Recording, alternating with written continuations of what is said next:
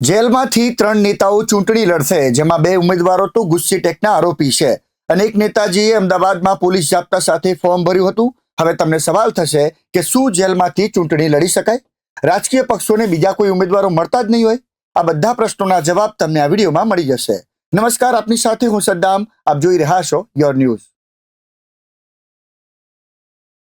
વાત છે જામનગરની, કે જ્યાં વોર્ડ નંબર 12 બંને કોર્પોરેટરો જેલમાં છે અને તેમને ટિકિટો મળી છે અને એમને ઉમેદવારી ફોર્મ ભર્યું છે.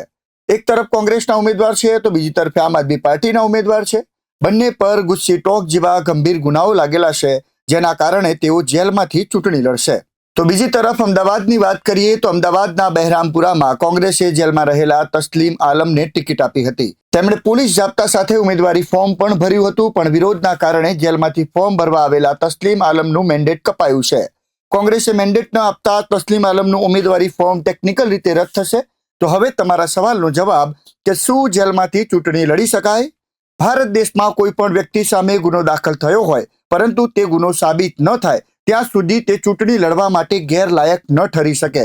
એટલે કે કોર્ટે જ્યાં સુધી સજા ન સંભળાવી હોય ત્યાં સુધી કોઈ પણ જેલમાં રહેલો વ્યક્તિ, જેને કાચા કામનો કેદી કહેવાય છે, તે ચૂંટણી લડી શકે છે. જો ગુનો સાબિત થાય અને તે સજા ભોગવતો હોય તો તે ચૂંટણી ન લડી શકે. હવે તમને એમ થતું હશે કે રાજકીય પાર્ટીઓને ગુનેગારો સિવાય બીજા કોઈ સારા વ્યક્તિ મળ્યા જ નહીં હોય. તો તમને જણાવી દઈએ કે રાજકીય પક્ષો એવા લોકોને ઉમેદવાર તરીકે સિલેક્ટ કરે છે જેનો દબદબો વિસ્તારમાં હોય, લોકો એને ઓળખતા હોય. ચૂંટણી જીતવાની શક્યતાઓ જેનામાં દેખાતી હોય એને પક્ષ દ્વારા ટિકિટ આપવામાં આવે છે, કારણ કે ઘણા વિસ્તારોમાં એમને ખબર હોય છે કે આને ટિકિટ નહીં આપીએ તો આ ઉમેદવાર અપક્ષમાંથી લડશે અને જીતી જશે. જેલમાંથી ચૂંટણી લડવાનો અમદાવાદનો એક એવો કિસ્સો છે જે આજ સુધી કદાચ બન્યો નથી.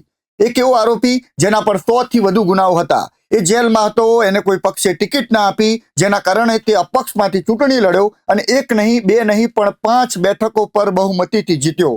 હું વાત કરી રહ્યો છું ગેંગસ્ટર અબ્દુલ લતીફની. લતીફ જ્યારે જેલમાં હતો ત્યારે અપક્ષમાંથી ચૂંટણી લડી હતી અને દરિયાપુર, કાલુપુર, દાણીલીમડા, જમાલપુર અને રાયખડ એમ 5 બેઠક પરથી જીત્યો હતો.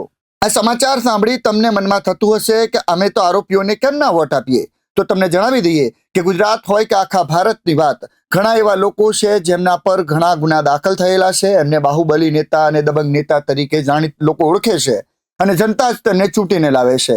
આ બાહુબલીઓને જનતા પસંદ કરે છે એટલે જ કદાચ આ નેતા બને છે. નેતા કેવો હોવો જોઈએ? તમારા મનમાં નેતા પ્રત્યે શું વ્યાખ્યા છે? કોમેન્ટ જરૂર કરજો, કારણ કે મારી વ્યાખ્યા તો એ જ છે કે નેતા એ હોવો જોઈએ જે ભણેલો હોય, એની પાસે જતા ડર ના લાગે, પણ તમે ગર્વથી એને મળી શકો, પ્રશ્નોની રજૂઆત કરી શકો. નમસ્કાર.